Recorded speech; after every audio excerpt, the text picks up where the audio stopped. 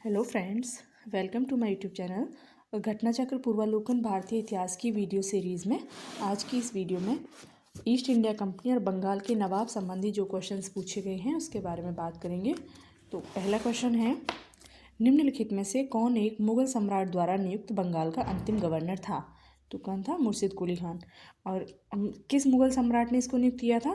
तो मुगल सम्राट फारूक शेर द्वारा 1717 में मुर्शिद कुली खान को बंगाल का गवर्नर यानी सूबेदार नियुक्त किया गया था। मतलब हुआ क्या कि जो जैसे कि मुगल साम्राज्य के अंतर्गत जो प्रांत थे उनमें जो नियुक्ति होती थी गवर्नर की, या फिर उसको सूबेदार भी कहते हैं, तो उसकी नियुक्ति मुगल सम्राट द्वारा होती थी।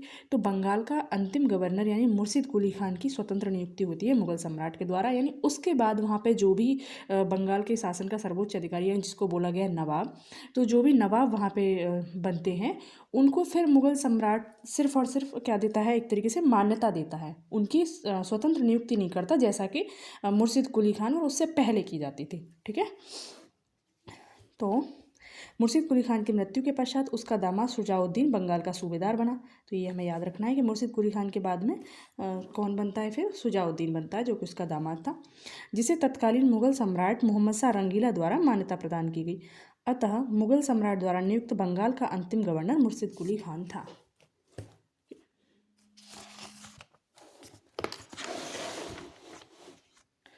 मुगल बादशाह द्वारा नियुक्त बंगाल का अंतिम सूबेदार कौन था? सेम क्वेश्चन, मुर्शिद कुली खान। निम्नलिखित में से कौन सा युद्ध था जिसने भारत में ब्रिटिश प्रभुत्व का प्रारंभ किया? तो प्लासी का युद्ध है ना। प्लासी का युद्ध जो पहली बार हुआ, जिसकी वजह से ही फिर बाद में बक्सर का युद्ध भी होता है यहीं पे। भारत में ब्रिटिश प्रभुत्व का प्रारंभ प्लासी के युद्ध से हुआ। प्लासी के युद्ध यानी 23 जून 1757 को होता है। तो प्लासी के युद्ध में रॉबर्ट क्लाइव के नेतृत्व में अंग्रेजों ने बंगाल के नवाब सिराजुद्दौला को पराजित किया। नवाब की सेना 3 राजद्रोहियों यानी मीर जाफ़र, यार लतीफ़ और राय दुर्लभ के सेना नायकत्व में थी। यानी जो नवाब की जो सेना थी उसका प्रतिनिधित्व कौन कर रहा था? मीर जाफ़र, यार लतीफ़ और राय दुर्लभ जैसे राजद्रोही नेता। राजद्रोही मतलब जो अंग्रेजों के साइड थे, है ना। और बल्कि नेतृत्व किसका कर रहे हैं? नवाब की सेना का, यानी उसके साथ वो लोग धोखा कर रहे थे। नवाब की एक अग्रगामी टुकड़ी के नेता मीर मदन तथा मोहनलाल थे। ये लोग अच्छे थे। सहसा एक गोली से रणभूमि में ही मीर मदन मारा गया। यानी जो लोग अच्छे थे, जो वफादार थे नवाब के प्रति, वो मारे जाते हैं। नवाब सिराजुद्दौला द्वारा अपने प्रमुख अधिकारियों से मंत्रणा के दौरान मीर जाफर ने उसे पीछे हटने को कहा तथा यह भी कहा कि नवाब को सेना का नेतृत्व सेनाध्यक्षों के हाथों में छोड़ युद्ध क्षेत्र से चले जाना चाहिए। सिराजुद्दौला वापस मुर्शिदाबाद लौट गया। यही उसकी हार का कारण बना। प्लासी के युद्ध में अंग्रेजों को तात्कालिक सैनिक और वाणिज्यिक लाभ प्रदान किए गए। इसने कृषि उत्पादन और दस्तकारियों के क्षेत्र में अग्रणी 3 राज्यों बिहार, बंगाल और उड़ीसा में राजनीतिक प्रभुत्व स्थापित करने के लिए पृष्ठभूमि तैयार की। इस युद्ध ने वस्तुतः भारत में ब्रिटिश साम्राज्य की नींव डाली तथा इसे भारत में ब्रिटिश ईस्ट इंडिया कंपनी की पहली निर्णायक सफलता माना जाता है। जबकि सर्वाधिक निर्णायक युद्ध बक्सर का युद्ध यानी 1764 ईस्वी था, जिसने भारत में वास्तविक रूप से ब्रिटिश प्रभुसत्ता स्थापित की। तो यानी जो प्लासी का युद्ध था वो जीता तो अंग्रेजों ने था, लेकिन वो वास्तव में अगर देखा जाए तो वो जीत जो है ना उनकी छल कपट पर आधारित थी। यानी जो नवाब के जो विरोधी थे, जो यानी उसकी सेना को जो प्रतिनिधित्व प्रदान कर रहे थे, वो नवाब के साथ में गद्दारी कर रहे थे, जिसका लाभ जो है अंग्रेज उठा रहे थे। ठीक है। अंग्रेजों ने उनको लालच भी दिया था मीर जाफ़र को, और इसके बाद में मीर जाफ़र को नवाब बनाया भी जाता है। इंग्लैंड की ईस्ट इंडिया कंपनी की भारत में प्रथम निर्णायक सैन्य सफलता मानी जाती है तो प्लासी का युद्ध। प्लासी का युद्ध कब लड़ा गया? 1757 में, 23 जून 1757। सिराजुद्दौला लॉर्ड क्लाइव द्वारा परास्त हुआ था। किसके युद्ध में? तो सिराजुद्दौला हुआ था प्लासी के युद्ध में। भारतवर्ष में ब्रिटिश साम्राज्य का संस्थापक किसको माना जाता है? तो रॉबर्ट क्लाइव को, क्योंकि जो पहला युद्ध हुआ था प्लासी का युद्ध, तो उसमें जो नेतृत्व करता था वो यही था, रॉबर्ट क्लाइव। ठीक है, मतलब अंग्रेजों की तरफ से जो था। निम्नलिखित में से किसे स्वर्ग से उत्पन्न सेना नायक कहा जाता है? तो रॉबर्ट क्लाइव को स्वर्ग से उत्पन्न सेना नायक कहा जाता है। और ये कहा किसने था? तो विलियम पिट। ठीक है, ये विलियम पिट का कथन है। प्लासी का युद्ध मैदान कहाँ स्थित है? तो पश्चिम बंगाल में, जो कि भागीरथी नदी के किनारे पर है। प्लासी, जिसे वर्तमान में पलासी के नाम से जाना जाता है, प्लासी का युद्ध मैदान पश्चिम बंगाल राज्य के नदिया जिले में भागीरथी नदी के किनारे स्थित है। ओके। निम्न में से किसने अपनी राजधानी मुर्शिदाबाद से मुंगेर स्थानांतरित की? तो ये करी थी मीर कासिम ने। और सबसे पहले राजधानी में हेरफेर किसने किया था? हमने देखा था तो मुर्शिद कुली खान ने, है ना। उसने ढाका से मुर्शिदाबाद बना ली थी राजधानी। और फिर उसके बाद में कासिम के समय में हम देखते हैं तो ये जो है अपनी राजधानी को चेंज करता है, मुर्शिदाबाद से कहाँ कर देता है, मुंगेर। इसके राजधानी के परिवर्तन के पीछे क्या कारण था? अंग्रेजों से थोड़ी दूरी बनी रहे, जिससे कि उसकी सुरक्षा जो है सुनिश्चित हो सके उसकी राजधानी की। ठीक है, ये कलकत्ता के ज़्यादा पास पड़ता था और कलकत्ता में ही मतलब अंग्रेजों की अपनी वो फैक्ट्री थी। मीर कासिम अपनी राजधानी मुर्शिदाबाद से मुंगेर ले गया। संभवतः वह मुर्शिदाबाद के षड्यंत्र में वातावरण तथा कलकत्ता से दूर रहना चाहता था ताकि अंग्रेजों का हस्तक्षेप अधिक ना हो। ठीक है, और जो मुर्शिद कुली खान था उसने राजधानी क्यों परिवर्तित की थी?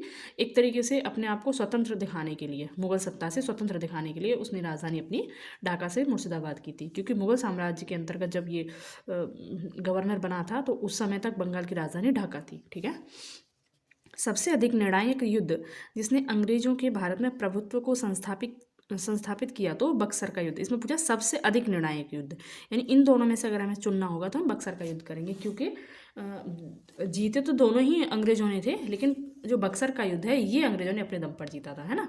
तो प्लासी के युद्ध का तो हमने समझ ही लिया कि उन्होंने किस तरीके से जीता। 22 अक्टूबर 1764 को अंग्रेजों ने मीर कासिम, अवध के नवाब सुजाउद्दौला तथा दिल्ली के मुगल सम्राट शाह आलम द्वितीय की सम्मिलित सेना को बक्सर के युद्ध में परास्त किया। इस युद्ध में अंग्रेजों की कमान मेजर हेक्टर मुनरो के हाथ में थी। ठीक है, यानी उस पहले वाले में कमान किसके हाथ में थी? रॉबर्ट क्लाइव के में। और बक्सर के युद्ध में हेक्टर मुनरो के हाथ में। ठीक है, और जैसे ही ये युद्ध होता है उसके बाद जो संधियाँ होंगी वो रॉबर्ट क्लाइव के नेतृत्व में होंगी। ओके, तो इस युद्ध के परिणाम ने प्लासी के निर्णयों पर मुहर लगा दी। भारत में अब अंग्रेजों को चुनौती देने वाला कोई दूसरा नहीं था। क्योंकि आसपास का देखो, यहाँ बंगाल है, जैसे कि बंगाल का एरिया है वो काफ़ी इधर तक आता है, यहाँ से जो टच करता था फिर वो होता था अवध के नवाब का एरिया। तो इसने इसको भी हरा दिया, अवध के नवाब को भी हरा दिया, और मुगल सम्राट के साथ भी उसने संधि की, यानी इन तीनों की संयुक्त सेना को उसने हरा दिया। बक्सर का युद्ध भारतीय इतिहास में निर्णायक सिद्ध हुआ। P.E. रॉबर्ट्स ने बक्सर के युद्ध के बारे में कहा है कि प्लासी की अपेक्षा बक्सर को भारत में अंग्रेजी प्रभुता की जन्मभूमि मानना कहीं अधिक उपयुक्त है। यदि बक्सर के युद्ध के परिणाम को देखा जाए तो कहा जा सकता है कि जहां प्लासी की विजय अंग्रेजों की कूटनीति का परिणाम थी, वहीं बक्सर की विजय को इतिहासकारों ने पूर्णतः सैनिक विजय बताया है ना। मतलब उन्होंने अपनी सेना के दम पे जीता था, कहीं किसी से कोई षड्यंत्र नहीं रचा था। प्लासी के युद्ध ने अंग्रेजों की प्रभुता बंगाल में स्थापित की, परंतु बक्सर के युद्ध ने कंपनी को एक अखिल भारतीय शक्ति का रूप दे दिया। ठीक है, अंग्रेजी ईस्ट इंडिया कंपनी द्वारा लड़े गए निम्नलिखित युद्धों में से कौन सा सर्वाधिक निर्णायक युद्ध था? तो बक्सर की लड़ाई। नेक्स्ट है, निम्नलिखित में से कौन सा युद्ध भारत में अंग्रेजों के आधिपत्य की स्थापना की दृष्टि से सबसे महत्वपूर्ण समझा जाता है? बक्सर के युद्ध के समय दिल्ली का शासक कौन था? तो शाह आलम द्वितीय। ये वहाँ से भागा हुआ था। इसके बारे में हमने जब इसकी समरी देखी थी तो समझा था। बक्सर की लड़ाई के समय बंगाल का नवाब कौन था? तो मीर जाफर। यानी बक्सर की लड़ाई अगर देखें तो बंगाल की तरफ से किसने लड़ी है? मीर कासिम ने। लेकिन बंगाल का नवाब कौन है? मीर जाफर। ये ध्यान रखने वाली बात है, क्योंकि मीर कासिम वहाँ से भाग चुका है। तो वो जब वहाँ से भाग आया तो उस समय फिर किसको नियुक्त कर दिया गया? फिर से मीर जाफर को। और मीर कासिम से पहले भी मीर जाफर ही था। निम्नलिखित में से जिस एक शासक ने ईस्ट इंडिया कंपनी को दीवानी प्रदान की तो वह था शाह आलम द्वितीय। ठीक है, इलाहाबाद की दूसरी संधि 16 अगस्त 1765 के अनुसार शाह आलम को अंग्रेजी संरक्षण में ले लिया गया तथा उसे इलाहाबाद में रखा गया। इलाहाबाद तथा कड़ा के जो क्षेत्र नवाब ने छोड़ दिए थे, यानी अवध के नवाब से ये क्षेत्र लिए, ये दे दिए मुगल सम्राट को। ठीक है, और मुगल सम्राट से इन्होंने अंग्रेजों ने जो क्या किया, बंगाल बिहार उड़ीसा की दीवानी प्राप्त कर ली। दीवानी मतलब वहाँ से टैक्स वसूलने का अधिकार। शाह आलम इलाहाबाद तथा कड़ा के जो क्षेत्र नवाब ने छोड़ दिए थे शाह आलम को दिए। 12 अगस्त 1765 के अपने फरमान द्वारा मुगल बादशाह शाह आलम द्वितीय ने कंपनी को बंगाल बिहार तथा उड़ीसा की दीवानी स्थायी रूप से दे दी। ठीक है, इस समय Robert Clive east India company का बंगाल का गवर्नर था। शाह आलम द्वितीय का संपूर्ण जीवन आपदाओं से ग्रस्त रहा। उसे 1788 में अंधा कर दिया गया। शाह आलम द्वितीय के समय में 1803 ईस्वी में दिल्ली पर अंग्रेजों का अधिकार हो गया। तो ये पूछा जाए कि अंग्रेजों का अधिकार किस मुगल सम्राट के शासनकाल में हुआ था, तो शाह आलम द्वितीय के शासनकाल में। शाह आलम द्वितीय तथा उसके दो उत्तराधिकारी अकबर द्वितीय और बहादुर शाह द्वितीय ईस्ट इंडिया कंपनी के पेंशन भोगी मात्र बनकर रह गए, है ना। तो शाह आलम द्वितीय को ही पेंशन दे दी थी, और उसके बाद में यहाँ तक ये पेंशन, ये अंग्रेज जो है इनको पेंशन देते हैं और कहते हैं हम बाकी हम देख लेंगे, तुम ये पकड़ो पैसे और चुप रहो। हालांकि उसके बाद में ये पेंशन भी बंद कर दी जाती है, ठीक है। शायद वॉरेन हॉस्टिंग के समय पे ये पेंशन बंद हो जाती है। मुगल सम्राट की पेंशन दी जाती थी 26 लाख रुपए। शायद किसी क्वेश्चन में ये पूछा भी है एग्जैक्टली कितने रुपए पेंशन दी जाती थी। 1765 ईस्वी में ईस्ट इंडिया कंपनी को बंगाल की दीवानी किसने प्रदान की, तो मुगल सम्राट ने। देखो, बंगाल का नवाब भले है, लेकिन बंगाल के नवाब से चाहे तो वो दीवानी वहाँ से प्राप्त कर लेते, लेकिन उन्होंने मुगल सम्राट से दीवानी प्राप्त की। क्यों प्राप्त की थी मुगल सम्राट से प्राप्त करने का क्या रीज़न रहा होगा। हालांकि मुगल सम्राट तो वैसे ही कमज़ोर था, उन्हें उससे आदेश लेने की क्या जरूरत थी, वो ज़बरदस्ती भी ले सकते थे अगर देखा जाए तो, क्योंकि उसने हरा ही दिया था बक्सर के युद्ध में अंग्रेजों ने, ठीक है। लेकिन उन्होंने इसलिए ली जिससे कि जनता आक्रोशित ना हो अंग्रेजों के प्रति, है ना। जनता को ये दिखा सकें कि उन्होंने मतलब मुगल सम्राट से ही अनुमति प्राप्त की है यहाँ की दीवानी की, यानी बंगाल बिहार उड़ीसा के जो दीवानी अधिकार प्राप्त किए हैं वो मुगल सम्राट से प्राप्त किए हैं। भले ही बंगाल के नवाब जो हैं एक तरीके से स्वतंत्रता का उपभोग कर रहे थे, लेकिन अगर फिर भी देखा जाए तो केंद्रीय सत्ता तो मुगल सत्ता ही थी ना अब तक भी। किस गवर्नर के कार्यकाल में ईस्ट इंडिया कंपनी को शहंशाह शाह आलम द्वारा बंगाल बिहार तथा उड़ीसा में दीवानी अधिकार दिए गए, तो लॉर्ड क्लाइव। यानी बक्सर का युद्ध लड़ा था हेक्टर मुनरो ने, लेकिन उसके बाद में 1765 में क्लाइव फिर से आ जाता है। तो ये जो संधि हुई थी वो क्लाइव के टाइम पे हुई। सम्राट शाह आलम द्वितीय ने ईस्ट इंडिया कंपनी को बंगाल बिहार तथा उड़ीसा की दीवानी प्रदान की, तो 12 अगस्त 1765 की जो संधि हुई थी उसके अंतर्गत। तो कोई एग्जैक्ट डेट इसमें पूछी हुई है, 12 अगस्त। इलाहाबाद की संधि रॉबर्ट क्लाइव ने मुर्शिदाबाद का उप दीवान किसे बनाया। इलाहाबाद की संधि के बाद रॉबर्ट क्लाइव ने मुर्शिदाबाद का उप दीवान किसे बनाया, तो मोहम्मद रजा खान को, ठीक है। इलाहाबाद की संधि के अनुसार भगोड़े सम्राट शाह आलम को अंग्रेजी संरक्षण में ले लिया गया तथा उसे इलाहाबाद में रखा गया। शाह आलम ने उपयुक्त संधि के प्रावधान द्वारा कंपनी को बंगाल बिहार उड़ीसा की दीवानी स्थायी रूप से दे दी। नज्म उद दौला को बंगाल का नवाब स्वीकार किया गया। तो अब जब मीर कासिम के बाद, जब मीर कासिम भग गया था तो उसके बाद मीर जाफ़र को बना दिया गया था, और फिर बाद में जो बंगाल का नवाब बनाया जाता है वो नज्म उद दौला को बनाया जाता है, जिसके बदले नवाब द्वारा, यानी इसके द्वारा नवाब द्वारा सम्राट को 26 लाख रुपए वार्षिक अदा करना था, ठीक है। अब ये 26 लाख रुपए जाएंगे मुगल सम्राट को। इस समय कंपनी सीधे कर संग्रह करने का भार न तो लेना चाहती थी, न ही उसके पास ऐसी क्षमता थी। अब इन्होंने उप दीवान जो है क्यों नियुक्त किया था, कर संग्रह करने के लिए। तो उसका भाई वो कर संग्रह कंपनी ने खुद क्यों नहीं किया, तो उसका यहाँ पे कारण बता रखा है कि इस समय कंपनी सीधे कर संग्रह करने का भार न तो लेना चाहती थी, न ही उसके पास ऐसी क्षमता थी। कंपनी ने दीवानी कार्य के लिए, यानी कर वसूलने के लिए, कर वसूलने का अधिकार तो ले लिया मुगल सम्राट से, लेकिन उसके लिए उसने उप दीवान नियुक्त किए। तो यही इसमें लिखा है कि कंपनी ने दीवानी कार्य के लिए 2 उप दीवान, यानी बंगाल के लिए मोहम्मद रजा खान तथा बिहार के लिए राजा सिताब राय की नियुक्ति की। मोहम्मद रजा खान उपनाजिम के रूप में भी कार्य करते थे। इस प्रकार समस्त दीवानी तथा निजामत का कार्य भारतीयों द्वारा ही चलता था, यद्यपि अधिकार कंपनियों के हाथ में था, ठीक है। 1765 ईस्वी में दीवानी प्रदान किए जाने के बाद ब्रिटिश सबसे पहले निम्नलिखित में से किस पर्वतीय जनजाति के संपर्क में आई, तो खासी। ये हमने पढ़ा था कि खासी के संपर्क में आते हैं वो असम के सिलहट जिले को खासी तक जोड़ने के लिए, क्योंकि उन्हें बर्मा के साथ में उनकी लड़ाई होती रहती थी, ठीक है। तो फिर खासी जनजाति जो है ये विद्रोह कर देती है, क्योंकि यहाँ पे ये रोड बनाना चाहते हैं इस एरिया में, खासी पहाड़ी जो होती हैं, और जब वो रोड बनाएंगे तो क्या होगा, जंगलों का सफाया होगा, और जनजाति तो जंगलों पर ही निर्भर रहती है, तो विद्रोह होना मतलब तय था। बंगाल की दीवानी प्राप्त करने के पश्चात ब्रिटिश 1765 में सिलहट आए। सिलहट कहाँ पड़ता है, असम में। खासी जनजाति के लोग चावल, नमक तथा सूखी मछलियों के बदले रेशम, सूती सामान, लोहा, मोम, मधु एवं सींग का व्यापार करने हेतु सिलहट की सीमा पर पंडुआ में आते थे। खासी पर्वतों में पाए जाने वाले चूना पत्थर का उपयोग तब बंगाल में चूना पत्थर की मांग की पूर्ति के लिए किया जाता था। तो खासी पर्वतों में चूना पत्थर की खुदाई होती थी, ध्यान रखना है। कुछ समय पश्चात ईस्ट इंडिया कंपनी के ब्रिटिश अधिकारी चूना पत्थर का व्यापार करने लगे, जिससे वे खासी जनजाति के संपर्क में आ गए। अवध सल्तनत के हिंदू नायब वजीर के संदर्भ में निम्नलिखित कथनों में से कौन सा कथन सही है। अब इसमें पूछा है कि राजा टिकैत राय नवाब आसिफउद्दौला के अर्थमंत्री थे। दूसरा है कि अवध के नवाबों के राज्य में सामान्यतः कतिपय हिंदू जातियों के लोगों को उच्च स्थान प्राप्त था। ये तो कॉमन सी चीज़ है कि हाँ ऐसा हो सकता है, हालांकि पहला वाला थोड़ा फैक्चुअल है, तो वैसे तो इसमें दोनों ही स्टेटमेंट सही हैं। तो इसकी एक्सप्लेनेशन एक बार पढ़ लेते हैं। राजा टिकैत राय नवाब आसिफउद्दौला के दीवान या अर्थमंत्री थे। तो राजा टिकैत राय कहाँ कौन थे? आसिफउद्दौला जो थे अवध के नवाब, उनके अर्थमंत्री थे ये। अवध के नवाबों के राज्य में हिंदू अधिकारियों को भी उच्च पदों पर नियुक्ति की गई थी। उदाहरण आसिफउद्दौला के दीवान राजा टिकैत राय, ये हिंदू ही तो हुए, वह राजा झाऊलाल एवं नवाब सफदरजंग के प्रधानमंत्री व सेना नायक राजा नवल राय आदि इन्हीं जातियों के प्रतिनिधि थे। ठीक है, बस इतना ध्यान रखना है कि हाँ हिंदू जो अधिकारी थे वो भी, जो हिंदू जातियों से जो लोग थे वो भी उच्च पदों पर आसीन थे। नेक्स्ट है कि 18वें शतक में भारत में लड़े गए युद्धों का निम्नलिखित में से सही कालक्रम कौन सा है? समय के आधार पर अगर हम इनको क्रम में लगाएं तो पहले होगा अंबर युद्ध, फिर प्लासी, फिर वांडीवास और फिर बक्सर।